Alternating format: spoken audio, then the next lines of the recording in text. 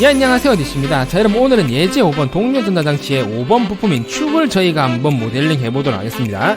자, 우선 여러분, 축 같은 경우에는 이제 모델링은 아주 쉬운 편이에요. 그냥 회전으로 돌리면 거의 끝난다고 보시면 되는데, 근데 보기보다 KS 규격이 이 축에 조금 많이 들어갑니다. 그래서 축 같은 경우에는 보통 KS 규격이 어떤 게 들어가냐면 키움, 나사의 틈새, 오일실 규격, 이 세 가지가 보통 들어간다고 보시면 되겠습니다. 자, 우선 여러분, 문제지에 보시면 이제 쭉 집에는 여러분들이 전부 다 자로 측정한 거 그대로 넣으시면 됩니다. 하지만 이제 백면 그림은 전부 다 똑같아야 될 지름은 바로 요게 베어링 쪽 들어가는 축 지름 있죠. 이쪽 지름 치수를 제가 한번 뽑아보면 17로 나오죠. 이건 이제 백면 그림은 전부 다 저 17의 치수가 나와야 됩니다. 현재 이 부품에 쓰여진 베어링 번호는 6203입니다. 그래서 공단 KS 규격지 23번의 깊은 홀 베어링 규격 치수를 보시면 호칭 번호 6203의 소문자 D 규격을 보시면 17로 나와 있습니다. 그렇기 때문에 저 지름 치수는 여러분 무조건 17이 돼야 되고, 나머지 이런 지름 치수는 솔직히 사람마다 조금씩 1mm 정도는 차이가 날 수가 있어요. 그렇기 때문에 그런 건 감점 대상은 아닙니다. 자, 그럼 저희가 이제 인벤트에서 한번 모델링을 해보도록 하겠습니다. 우선 위쪽에 보이시는 두 점 직사각형 아이콘을 클릭하신 다음에요, 사각형을 이런 식으로 그려줍니다. 사각형의 개수는 이제 축 모양대로 이런 식으로 총 이제 7개를 그려주시면 되겠습니다. 그 다음에 중간선을 이런 식으로 드래그해서 다 선택하신 다음에 위에 형식에서 중심선으로 변경해줍니다. 자, 그 다음 전체 치수 넣으시고요. 우선 치수를 바꿔줍니다. 전체 치수는 자로 측정했을 시 157이 나옵니다. 그 다음 엔터 하시고요. 그 다음 나머지 치수를 전부 다 이런 식으로 여러분들이 다 뽑아주시면 되겠습니다. 자, 우선 치수를 전부 다 이런 식으로 뽑아주시고요. 요 중간에 치수를 안 넣는 이유는 당연히 전체 치수가 들어갔기 때문에 요 치수는 저절로 안 들어가시는 겁니다. 자, 그 다음 이제 여러분들이 자로 측정한 치수를 전부 다 기입해줍니다. 요 거리는 여러분 9가 되고요. 그 다음에 이 거리값은 18입니다. 요 거리값은 32가 되고요. 그 다음 이 치수는 41입니다. 그 다음 이 치수는 32. 그 다음 맨 끝에 치수는 20이 되겠네요. 자, 그 다음 지름 치수 넣어줍니다. 이 지름 치수는 8입니다. 그 다음에 이 지름 치수는 11이 되고요. 그 다음 이 지름 치수는 17입니다. 그 다음 이 지름 치수는 28이 되고요. 그 다음에 이 치수는 이제 22가 됩니다. 그 다음에 이 치수는 17이 되고요. 그 다음에 맨 끝에 지름 치수는 11입니다. 자, 여기서 이 17이라는 치수 빼곤 나머지는 전부 다 여러분들이 자로 측정한 치수값을 그대로 넣어주시면 되겠습니다. 그 다음 축 왼쪽 여러분 이런 식으로 사각형을 한 개 스케치해줍니다. 이 사각형은 저희가 키용 가공할 때 쓸 스케치라고 보시면 됩니다. 문제되면 제가 그럼 치수를 한번 뽑으면 이제 요 거리값은 이제 3mm가 나오고요. 그 다음에 요 키움이 들어가는 요 안쪽에 깊이 값은 이런 식으로 2.5가 나옵니다. 근데 이 3mm는 뭐 사람마다 조금씩 다를 수 있겠지만 이 키움이 들어가는 이제 깊이 값은 무조건 전부 다 2.5가 돼야 됩니다. 왜냐면 현재 이 축 지름 이런 식으로 재보면 여러분 이제 11mm가 나옵니다. 우선 이제 축에 보시면 이런 식으로 키움이 파져있죠. 그렇기 때문에 저 파진 곳에 이런 식으로 이제 키움이 이제 결합이 됩니다. 그래서 공단 규격지에 보시면 아까 저 축 지름이 11이었죠. 그래서 적용하는 축 지름은 이제 10초가 12 이하가 됩니다. 그렇기 때문에 B1 값은 4mm가 되는 거고 T1 값 깊이 값은 2.5mm가 되는 거라 보시면 됩니다. 자, 그래서 3D에서 단면한 뷰를 보시면 이제 이런 식으로 보이실 건데요. 이 지름 값이 여러분 이제 D 값이 이제 11mm가 되는 겁니다. 그 다음에 요 폭 보이시죠? 이 폭이 뭐가 된다? 이제 B1 값이 됩니다. 그렇기 때문에 저 폭에 대한 값이 얼마가 된다? 4mm가 되는 거고, 그 다음에 축에 파여진 이 깊이 값이 있죠? 이 깊이 값이 뭐다 여러분? T1이 됩니다. 그렇기 때문에 저 깊이 값이 얼마가 된다? 2.5mm가 되는 거라고 보시면 되겠습니다. 아주 쉽죠? 키움에 대한 상세한 KS 규격 적용 방법을 알고 싶으신 분들은 우측 상단에 지금 나오는 배너를 클릭하시면 해당 강좌를 시청할 수가 있습니다. 자, 그럼 치수를 이런 식으로 뽑아줍니다. 요 이제 폭값 있어야 했고요. 그 다음에 키움, 길이값 뽑아줍니다. 그 다음 키움 높이 뽑으시고요. 이 치수는 이제 3이 되는 거고, 그 다음에 이 치수는 규격치수 아까 저희가 봤죠. 2.5mm가 들어갑니다. 그 다음 이 치수는 자로 잰 치수 12mm가 이제 이런 식으로 들어가는 곳이 됩니다. 자, 그 다음 여기 스케치에는 나사의 틈새 KS 규격이 들어갑니다. 그럼 나사의 틈새 규격에 대해서 한번 알아보고 오도록 하겠습니다. 자, 우선 현재 보이시는 이 축에 보시는 끝에 이런 식으로 이제 택 가공이 되어 있죠. 근데 이런 식으로 이제 홈이 파져 있는 게 보이실 겁니다. 이걸 저희가 나사의 틈새라고 하는데요. 나사의 틈새를 저런 식으로 이제 주는 이유는 요 3D 가공이 이 축 끝까지 가공을 할 수가 없습니다. 우리가 흔히 이제 택 가공도 마찬가지로 택 구멍 안에 3D 가공을 끝까지 할 수 없으니까 완전 나사랑 불완전 나사 뭐 이런 식으로 두 가지로 나누죠. 그래서 저 나사의 틈새도 쉽게 말하면 불완전부 나사부를 할 수가 있습니다. 그럼 저 나사의 틈새 틈새는 도대체 어떨 때 적용해주냐? 자, 여러분 현재 문제점을 해보시면 이런 식으로 이제 볼트가 체결되어 있습니다. 볼트가 체결됐다는 건 당연히 이쪽에 이제 스레드 가공이 되어 있다 그 말이겠죠. 그래서 요 끝에 보시면 까지가 이제 이런 식으로 이제 8mm가 나옵니다. 그래서 저기는 축질은 8mm 이제 택 가공이 되어 있는 나사축이 있다 그 말인데요. 3D에 보시면 이런 식으로 보이겠죠. 정면도에서 보시면 이제 이런 식으로 보입니다. 그래서 이 볼트를 저희가 이제 이런 식으로 해보면 요 끝에 이렇게 나사의 틈새가 적용되어 있는 건 저희가 알 수가 있습니다. 그래서 나사의 틈새는 이런 식으로 축에 단이 젖어 있는 경우 무조건 주시면 된다고 보시면 되는데요. 국가 시험에서 웬만하면 전부 다 이렇게 축에는 나사의 틈새를 적용해 준다고 보시면 됩니다. 조금 예외적인 경우도 있습니다. 현재 여기 보시면 이렇게 와셔가 체결되어 있습니다. 와셔가 체결되고 그 다음에 이런 식으로 이제 너트가 또 체결이 되어 있죠. 그래서 이런 경우는 나사의 틈새를 적용 안 하셔도 됩니다. 왜냐하면 여러분 이 너트를 제가 한번 숨겨볼게요. 이렇게 너트를 숨기고 현재 여기 보시면 이렇게 축에 이제 와셔가 이런 식으로 이제 체결이 되어 있습니다. 근데 만약에 이 축 끝에 나사의 틈새 가공을 저희가 이제 이런 식으로 해버렸다. 그럼 이런 식으로 이제 홈이 파이잖아요. 그래서 저렇게 홈이 파져 있으면 와셔가 저축에 딱 맞게 고정이 되는 게 아니라 요 파지노면서 왔다 갔다 하면서 막 흔들리겠죠. 그래서 이런 식으로 와셔가 체결된 축에는 나사의 틈새를 적용 안 하셔도 그렇게 큰 상관이 없습니다. 와셔 같은 경우에는 문제점을 보면 이런 식으로 대각선이 선이 두 개가 그어져 있습니다. 그렇기 때문에 저 부분이 와셔인 걸 여러분들이 알 수가 있어요. 근데 솔직히 와셔가 들어간 문제는 여러분 그렇게 많이 출제가 되는 편이 아닙니다. 그리고 내가 만약에 이 축에 와셔가 들어갔는데 모르고 나사의 틈새 가공을 해버렸다. 그렇다고 감점이 엄청나게 심하거나 이제 그런 건 아니에요. 그래서 국가시험에서는 웬만하면 저런 식으로 3D 가공이 되어 있는 축에는 나사의 틈새를 적용한다고 보시면 되겠습니다. 그리고 여러분 이 너트는 이제 와셔가 아닙니다. 와셔는 이런 식으로 제가 선이 있다고 했죠. 그렇기 때문에 이 너트는 3D에서 보시면 이렇게 일체형으로 된 너트이기 때문에 요 끝에 쪽이 이제 외형선으로 보인다고 보시면 됩니다. 자, 그럼 이 나사의 틈새는 K에서 규격을 어떻게 적용하냐? 현재 여기 보이시는 스레드 값 있죠 여러분? 이 피치 값 따라서 나사의 틈새 규격을 적용한다고 보시면 됩니다. 공단 KS 규격집 17번의 나사의 틈새 규격을 보시면 나사의 피치 값이 0.5부터 2mm까지 있을 겁니다. 그럼 저 피치 값에 맞는 나사의 틈새 규격을 여러분들 정식해 주시면 되는데요. 자, 우선 저 피치 값이 뭐냐? 저 피치 값은 여러분들이 스레드를 넣을 때 여기서 이 피치 값을 지정할 수가 있습니다. 하지만 국가시험에서 여러분 3D 도면 배치할 때 저기 보이시는 3D 가공된 것만 보이면 되기 때문에 그냥 스레드를 넣었을 때 이 기본 값을 그대로 써도 상관이 없습니다. 자, 그럼 여기 한번 눌러보시면 여러분 M8 곱하기 1도 있고 1.25도 있고 0.8도 있고 0.75도 있고 0.5도 있고 아주 다양하게 많죠. 이게 무슨 말이냐면 현재 이 8mm란 축에는 저 5개의 나사 피치를 적용할 수 있다 그 말입니다. 규격짐에는 2mm까지 있었죠. 근데 여기 2mm가 없는 이유는 저 축지름이 너무 작기 때문에 2mm가 없는 거예요. 제가 그럼 옆 스레드를 누른 다음에 좀 큰 축지름 한번 찍어보겠습니다. 이걸 한번 찍어볼게요. 자, 그럼 어떻게 나옵니까? 이런 식으로 이제 2mm, 1.5, 이제 1mm 나오죠. 최대 2mm까지 나옵니다. 현재 저 축지름은. 그래서 여기서 여러분들이 한번 바꿔보시면 이제 당연히 피치 값이 아주 작아지면 작아질수록 저런 식으로 아주 저 스레드가 촘촘해집니다. 제가 진짜 3D 한 모델링 해볼게요 여러분. 이 스레드를 진짜 모델링 해보도록 하겠습니다. 그럼 이런 식으로 나오죠. 그럼 어떻게 됩니까? 이런 식으로 아주 촘촘하게 피치 값이 나오죠. 그러면 현재 여기 보이시는 축 피치랑 그 다음 여기 보이는 축 피치랑 확연하게 다른 게 보이시죠? 이쪽이 훨씬 더 촘촘하기 때문에 어떻게 된다? 이 볼트를 체결할 때 피치 값이 조금 크면 몇 번 돌리면 이제 안쪽으로 쑥 들어가지만 피치가 촘촘하면 훨씬 더 한 2번 정도 더 돌려야겠죠. 그 대신 장점이라고 한다면 이제 저 피치 값이 이런 식으로 아주 촘촘하면 저 볼트가 훨씬 더 단단하게 고정이 됩니다. 국가시험에서 여러분 이 피치 값을 얼마나 주든 그렇게 큰 상관이 없습니다. 그냥 3D 출력할 때 이 스레드 값만 이제 3D 답안돈에 잘 보이시면 돼요. 그래서 여러분들이 2D 답안돈을 만들 때 이런 식으로 M8 뒤에 곱하기 1 이런 식으로 해줘도 되고요. 아니면 그냥 이런 식으로 M8 해주고 뒤에 피치 값은 여러분들이 기입을 안 하셔도 채점에서는 그렇게 큰 상관이 없습니다. 여기서는 저 앞에 M자, 저 M자가 붙는 게 중요한 거예요.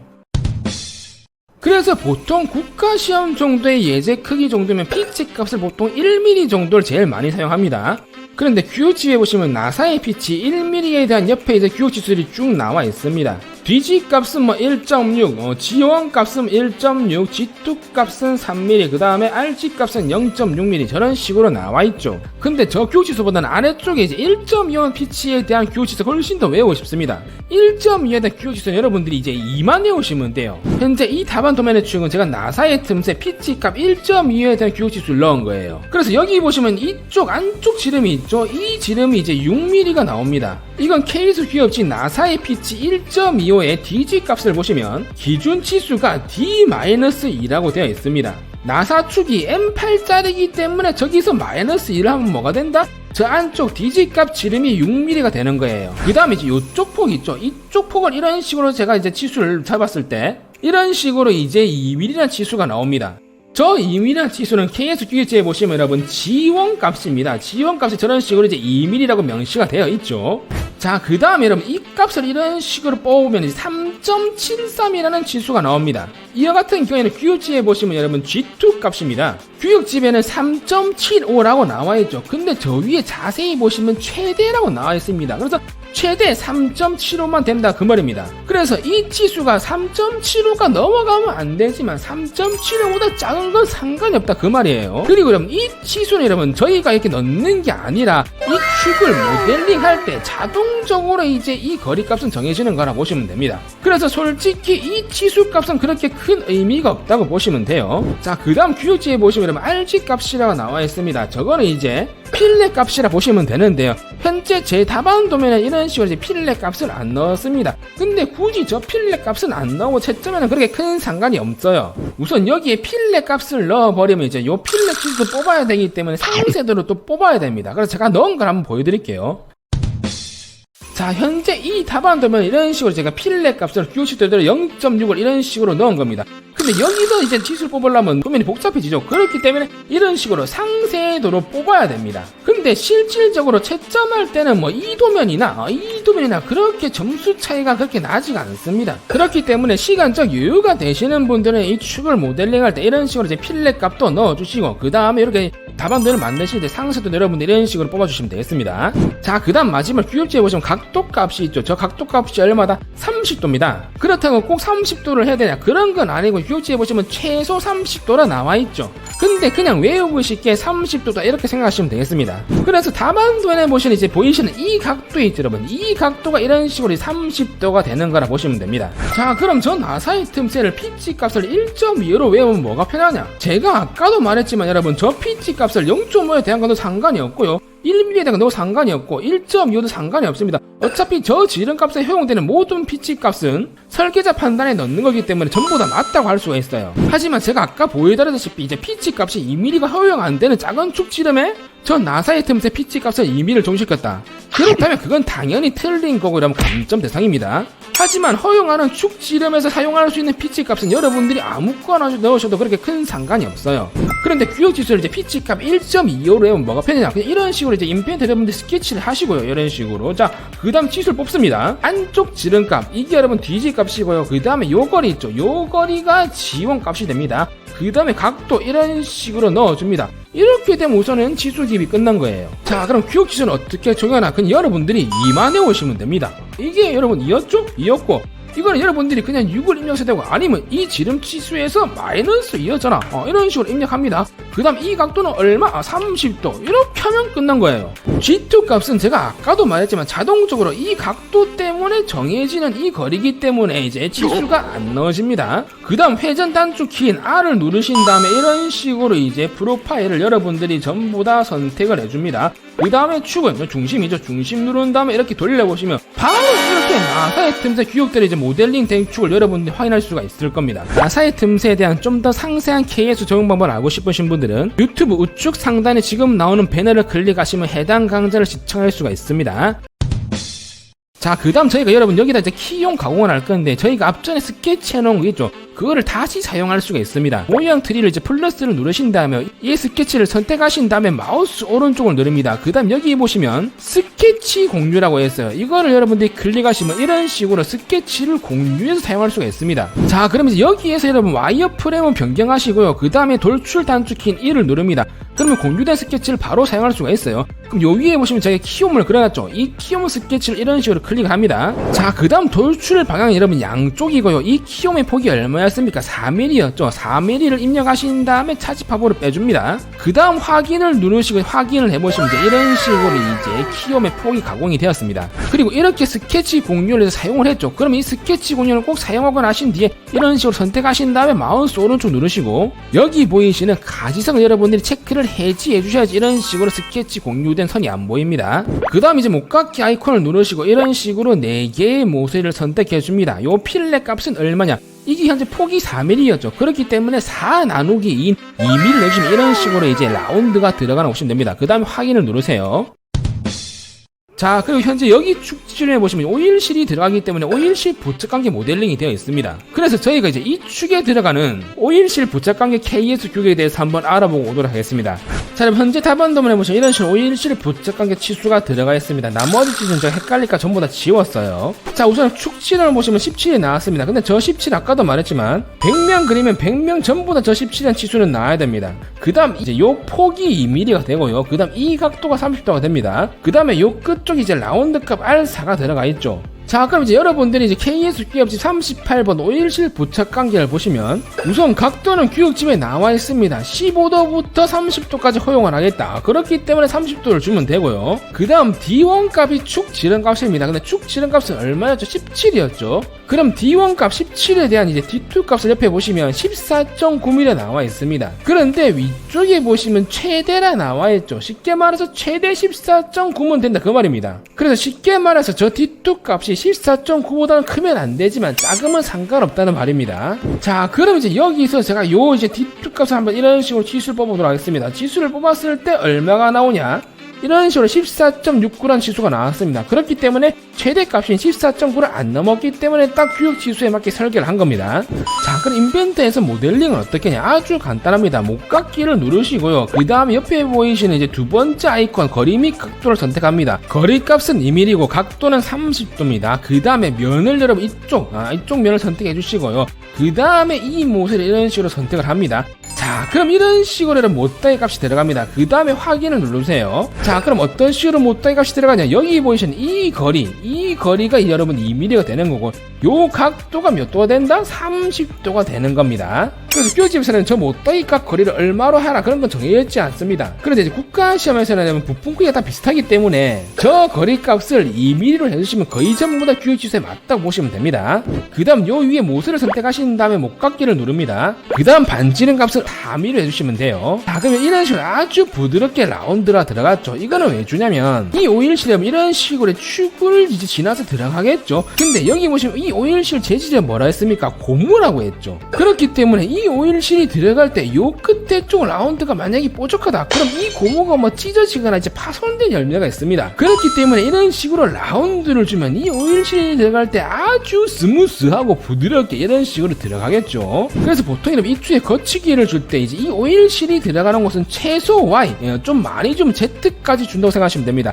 이쪽 면이 아주 부드러워야 되기 때문에 그런 거예요. 만약에 이쪽 지름이 좀 크다, 만약에 뭐 30이 넘어간다, 그러면 이제 요 값을 이제 2 이상, 한 뭐 3이나 4 정도 줄 수가 있겠지만, 국가시험에서는 오일실 크기는 보통 여러분 17에서 한 20 사이 그 정도에서 제일 많이 나옵니다. 그렇기 때문에 여러분들은 굳이 오일실 부착관계 교시를 보실 필요 없이 쉽게 오일실 부착관계 모델링 할 때는 거리 값은 2, 그 다음에 각도는 30도, 라운드 값은 R4 이렇게 3개만 외우시면 됩니다. 아주 간단하죠. 오일실에 관한 상세한 KS 규격 적용 방법을 알고 싶으신 분들은 우측 상단에 지금 나오는 배너를 클릭하시면 해당 강좌를 시청할 수가 있습니다. 자, 그 다음 이 반대편들은 오일실이 들어가기 때문에 저희가 한 번 더 연습해볼 거면 여기다 해볼게요. 여기다 이렇게 모서리를 클릭해 주시고 이제 목따기를 누릅니다. 그 다음에 두 번째 각도 가신 다음에 거리는 2, 각도는 30도 입력해 주시고요. 그 다음에 면을 선택한 다음에 모서리를 선택합니다. 그 다음 확인 누르시고 바로 여기 모서리를 클릭하신 다음에 목깎이를 누르신 다음에 R값은 얼마였습니까? 4였죠. 그 다음에 확인을 바로 누르시면 이쪽도 마찬가지로 오일실 부착관계 축 가공이 된 겁니다. 자, 그 다음에 이제 못따기를 누르신 다음에 거리값은 1로 하시고 조립용 못따기 해줍니다. 어디 들어가냐? 요 맨 앞에 들어가고요. 그 다음에 요쪽에 들어갑니다. 그 다음에 축 요 맨 끝에 여기에 들어가시겠죠? 여기 누르신 다음에 확인을 누릅니다. 자, 그럼 이런 식으로 아주 예쁘게 조립용 못따기 1mm가 전부 다 들어갔습니다. 자, 그 다음에 여기 축에는 여러분 이제 스레드 가공을 해줘야 돼요. 왜냐면 여기 볼트가 체결되기 때문에 스레드를 넣어줘야겠죠. 그렇기 때문에 스레드 아이콘을 누릅니다. 자, 그 다음 열 눌러보시면 이런 식으로 자동적으로 스레드가 잡히죠. 이걸 그대로 사용하셔도 됩니다. 왜냐면 국가 시험에서는 어차피 저 스레드가 여러분 이 3D 답안 두면 이런 식으로 이제 표현만 되면 됩니다. 굳이 이 기본 값을 변경하실 필요가 없어요. 뭐 굳이 바꾸신다면 누른 다음에 뭐 ISO 매트릭 프로파일을 바꾸면 되긴 했지만 이렇게 별 변화가 아예 없습니다. 그래서 저 유형을 바꾸는 건 그냥 시간 낭비라 보시면 됩니다. 이 피치 값이 너무 커가지고 잘 안 보인다 그러신 분들은 여기 지정을 누르신 다음에 1mm를 바꿔주시면 이런 식으로 조금 더 촘촘하게 보이기 때문에 이 피치 값은 여러분들 어느 정도 변경을 하셔도 상관이 없습니다. 자, 그 다음 확인을 누르시면 이런 식으로 이제 스레드가 들어간 걸 확인할 수가 있을 겁니다. 근데 이 스레드는 여러분 이제 매핑 파일 맵으로 들어간 거지 진짜 스레드 가공이 된 건 아니에요. 이 축 같은 경우에는 진짜 이런 식으로 스레드가 모델링이 된 거고 저희가 방금 한 건 그냥 매핑 파일로 맵으로 들어간 거라 보시면 됩니다. 그래서 여러분들이 저처럼 뭐 3D Max를 하시거나 뭐 이 부품을 저희 뭐 회사 메인 이미지로 이제 렌더링을 해야 된다. 그리고 이 부품을 뭐 3D 프린터로 뽑았을 때 저 스레드가 진짜로 모델링 돼서 나오면 좋겠다. 그러신 분들은 저 스레드를 이런 식으로 진짜 모델링을 하셔야 됩니다. 하지만 국가 시험에서는 저렇게 전혀 하실 필요가 없어요. 자, 그 다음에 이쪽 축에도 이제 키온과 멈춤 나사가 가공이 되어 있습니다. 문제도면에서 보시면 이런 식으로 이제 이쪽에 키온 방향이 앞으로 나져 있고 이제 멈춤 나사가 이런 식으로 이제 구멍이 뚫려 있죠. 저거를 저희가 한번 모델링 해보도록 할게요. 자, 우선 원점을 누르신 다음에 스케치 평면을 여러분 잡습니다. 스케치 평면에 이제 XZ에 잡아야겠네요. 그 다음에 스케치를 하시고요. 두 점 지사형 아이콘을 누르신 다음에 요 아래쪽이죠. 아래쪽에 이런 식으로 사각형에 그려줍니다. 그 다음에 치수를 넣으시면 되는데 요 치수 있어야겠고 그 다음에 키용 길이 넣어줍니다. 그 다음에 키용 높이 치수 이런 식으로 뽑습니다. 이 높이 치수는 당연히 동일합니다. 2.5고요. 그 다음 나머지 치수는 여러분들이 문제도면에서 자료 측정한 값 그대로 넣으시면 됩니다. 그 다음 스케치 마무리 하시고요. 그 다음에 돌출 단축 긴 1을 누릅니다. 방향은 양쪽 눌러주시고 거리값은 저 키용 규격에 맞는 4mm 폭입니다. 그 다음에 여기 타집합을 눌러주신 다음에 확인을 누릅니다. 그 다음 모서리를 선택해 주신 다음에 목각기 아이콘을 누르신 다음에 이 4개의 모서리 전부 다 이런 식으로 선택을 하신 다음에 반지름 값은 얼마다? 저 폭이 4였으니까 나누기 2인 2mm가 되는 겁니다. 그 다음 확인을 눌러주시면 이런 식으로 이제 이쪽도 아주 키움이 퀄리티 있게 모델링 된 걸 볼 수가 있을 겁니다. 자, 그 다음 저희가 이제 멈춤 나사 구멍을 강화할 건데 현재 이 V벨트랑 축에 보시면 아래쪽에 이런 식으로 이제 멈춤 나사가 들어가 있습니다. 멈춤 나사가 축에 이런 식으로 고정이 되는 거라고 보시면 됩니다. 왜냐면 이쪽 V벨트 풀리 쪽은 저 반대쪽 이제 스프로킷이랑 달리 이제 너트가 없습니다. 그렇기 때문에 이 V벨트 풀리를 고정시키려면 이제 이런 식으로 멈춤 나사가 있어야지 이 V벨트 풀리가 빠질 염려가 없겠죠. 그렇기 때문에 축에도 멈춤 나사 구멍 강화를 해줍니다. 자, 우선 원점에서 XY 표면을 선택하신 다음에 스케치를 눌러줍니다. 그 다음에 여러분들이 와이어 프레임을 변경하시고요. 그리고 혹시나 이 와이어 프레임으로 이제 변경하는 게 조금 귀찮다 그러신 분들은 F7번을 눌러도 됩니다. 근데 저는 솔직히 이렇게 보면 더 이해가 안 가더라고요. 여러분들의 투상 능력이 느시려면 계속 이런 식으로 선으로 보는 버릇을 들으셔야지 부품이나 물체를 볼 때 투상 능력이 아주 빨리 느실 겁니다. 자, 그럼 이제 여기서 형상 투영을 누르신 다음에 요 밑에서는 형상 투영 시킵니다. 그 다음에 여기 보시면 선을 누르신 다음에 바깥에서 이런 식으로 삼각형을 스케치 하세요. 여기서 이런 식으로 삼각형을 스케치하는 이유는 여기에다 바로 이런 식으로 삼각형을 스케치하면 여기서 한번 여러분 끊깁니다. 끊기죠. 끊기기 때문에 여기 한 번 더 해도 여기서 또 한 번 더 끊겨요. 그렇기 때문에 바깥에서 이런 식으로 한 번에 스케치한 다음에 이동하는 게 더 편합니다. 자, 그 다음 위에 보시면 구속 조건에서 여러분 동일 선상 구속 조건 이런 식으로 누릅니다. 그 다음에 이 삼각형 아래쪽과 위쪽 이 변을 선택해주시면 이런 식으로 바로 붙어버려요. 그 다음 이 중간선 이런 식으로 선택하신 다음에 중심선으로 변경해 주시고 그 다음에 치수를 이런 식으로 넣습니다. 여기서 여기까지 이런 식으로 있어야겠고요. 그 다음에 요 각도값 이런 식으로 뽑아줍니다. 그 다음에 여기서 여기까지 지름값 이런 식으로 뽑아주시고요. 그 다음 치수를 기입합니다. 이 치수는 4mm짜리가 되고요. 요 각도는 여러분 45도로 해주시면 됩니다. 그런데 혹시나 이 중심선 이런 식으로 기울어져 버렸다 그러면 당하지 마시고 이 중심선을 선택하신 다음에 요 구조 조건에 보시면 수직 구조 조건이 있습니다. 이거 아이콘을 클릭하시면 이런 식으로 원상 복귀가 됩니다. 그 다음 이 지름값은 여러분 당연히 3mm가 되는 거라 보시면 됩니다. 왜냐하면 템 나사가 3mm짜리가 들어갔기 때문에 저 지름도 당연히 3mm가 됩니다. 그 다음 회전 단축 키인 R을 바로 누르시면 이런 식으로 이제 프로파일이 바로 잡히실 겁니다. 그럼 여기서 뭐다? 두 번째 보이시는 차지법을 선택해 주신 다음에 그 다음에 확인을 눌러보시면 이제 이런 식으로 아래쪽에 이제 멈춤 구멍 나서 가공이 되어 있을 겁니다. 자, 그 다음에 마지막으로 문제도 한번 해보시면 베어링이 이런 식으로 축에 이제 끼어 들어가 있을 겁니다. 근데 여기도 마찬가지로 저희가 이 본체 모델링한테 이쪽 필렛 값을 줬었죠. 동일하게 이 축에도 마찬가지로 그 필렛 값 0.3을 주시면 됩니다. 자, 그럼 이제 목각기를 누르신 다음에 이제 요 필렛 값은 얼마다? 0.3입니다. 그 다음에 요쪽에 베어링이 들어가서 이쪽이랑 그 다음에 반대편 이제 여기 쪽 선택해 주신 다음에 확인을 누릅니다. 자, 이렇게 하면 여러분 축 모델링이 전부 다 끝난 거라고 보시면 됩니다. 자, 여러분 오늘은 이렇게 해서 예제 5번 동력 전달 장치에 5번 축을 저희가 한번 모델링 해봤습니다. 우선 축 자체 모델링 하는 방법은 아주 쉬워요. 하지만 보기보다 KS 규격이 여러분 3개 정도 아주 많이 들어가기 때문에 초반에 처음 그리실 때는 어려울 수도 있겠지만 한두 번 그려보시면 여러분들이 KS 규격에 맞게 저 치수를 외우기 때문에 나중에는 금방 모델링 하실 수가 있을 겁니다. 제가 준비한 강좌는 여기까지입니다. 여러분 가시기 전에 좋아요, 구독 버튼 한 번씩 눌러주시고 저는 다음에 더 좋은 강좌로 찾아뵙도록 하겠습니다.